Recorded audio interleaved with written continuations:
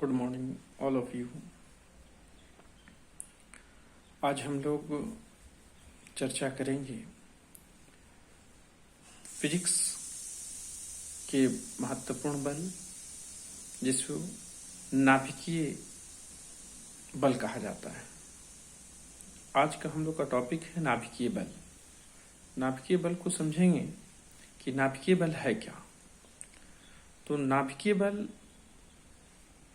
वह बल है जो किसी परमाणु के नाभिकों में उपस्थित प्रोटॉन और न्यूट्रॉन को बांध कर रखता है।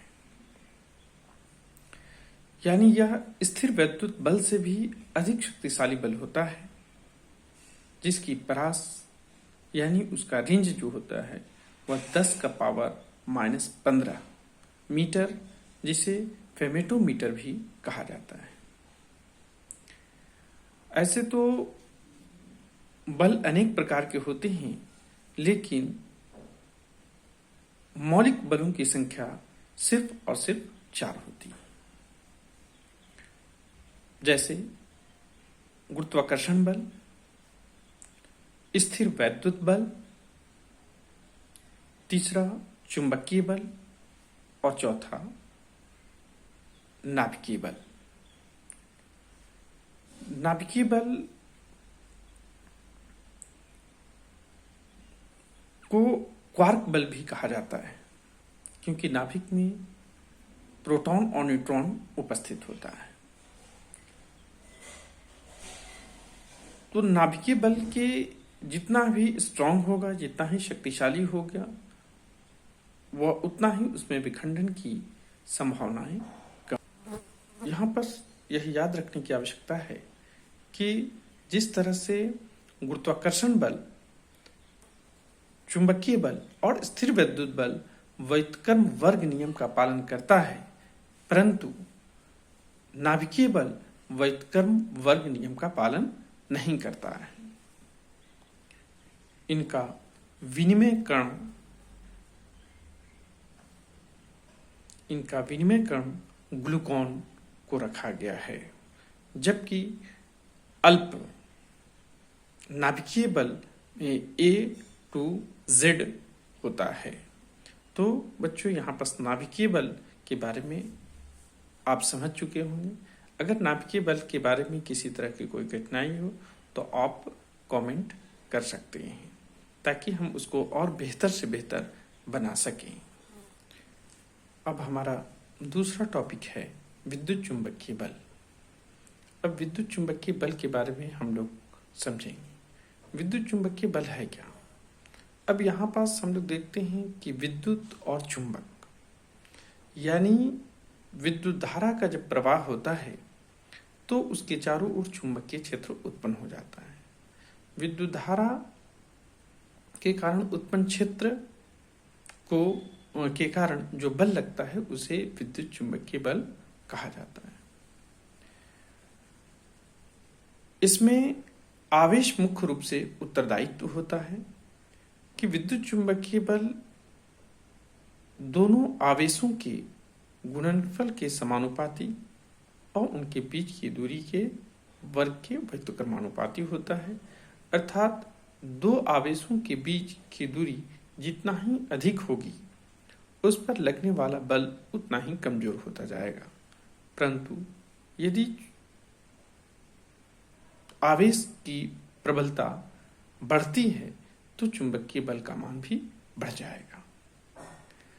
यानी स्थिर वैद्युत बल किस पर निर्भर करता है, तो उस पर आवेश के परिमाण पर और उनके दोनों के बीच की दूरी पर निर्भर करता है। अब हम लोग गुरुत्वाकर्षण बल के बारे में देखेंगे। तो गुरुत्वाकर्षण बल द्रव्यमान के बीच लगता है। गुरुत्वाकर्षण बल द्रव्यमान के बीच लगता है। अगर दो वस्तुएं एक दूसरे से कुछ दूरी पर हों तो उनके बीच लगने वाला गुरुत्वाकर्षण बल दोनों वस्तुओं के द्रव्यमान और उनके बीच की दूरी के वर्ग के व्युत्क्रमानुपाती होता है। द्रव्यमान बढ़ता जाएगा, गुरुत्वाकर्षण बल का मान भी बढ़ेगा। अगर दोनों के बीच की दूरी घटती है तो गुरुत्वाकर्षण बल का मान बढ़ जाएगा। और द्रव्यमान के समानुपाती होता है, लेकिन ये दूरी, तो दूरी जो है 2 गुनी बढ़ गई तो बल उसका चौथाई हो जाएगा, क्योंकि F is directly proportional to 1/r²। तो 1/2r अगर कर दिया जाए तो और इसका होल स्क्वायर किया जाए तो 1/4 हो जाता है, यानी उसका चौथा भाग हो जाएगा। अगर मान लिया कि दूरी को तीसरा भाग कर दिया जाए, यानी 1/3 कर दिया जाए, तो उसका हम लोग डायरेक्टली स्क्वायर कर देंगे। तो 1/3 का स्क्वायर कितना हो जाएगा? 1/9, यानी पहले जितना बल लग रहा था उसका 3/9 गुना बल ज्यादा लगेगा। तो इस तरह हम लोग यहां पास 3 बल पढ़े। एक नाभिकीय बल जो बहुत ही स्ट्रांग है, जो बहुत ही शक्तिशाली होता है। दूसरा इसके बाद स्थिर वैद्युत बल। स्थिर वैद्युत बल जो नाभिकीय बल की अपेक्षा कमजोर होता है, लेकिन अन्य बलों की अपेक्षा वह शक्तिशाली होता है। तीसरा बल पढ़े गुरुत्वाकर्षण बल। गुरुत्वाकर्षण बल यह कमजोर बल होता है, जिसे निर्बल बल के नाम से भी जानते हैं, परंतु यह भी मौलिक बल है। और एक चौथा बल होता है वह चुंबकीय बल, यानी चुंबक के ध्रुवों के बीच जो बल लगता है वह चुंबकीय बल कहलाता है। तो बच्चों, ये आप समझ चुके होंगे। इनकी गहराइयों को अवश्य ध्यान दें और एक अच्छा नोट्स बना लें। अगर आप लोग कहेंगे तो हम PDF में भी कन्वर्ट करके आप तक पहुंचा सकते हैं। तब तक के लिए धन्यवाद। आप अपना ख्याल रखिए और लोगों को एक सही मार्गदर्शन की आवश्यकता है और कठिन परिश्रम करिए। तब तक के लिए धन्यवाद।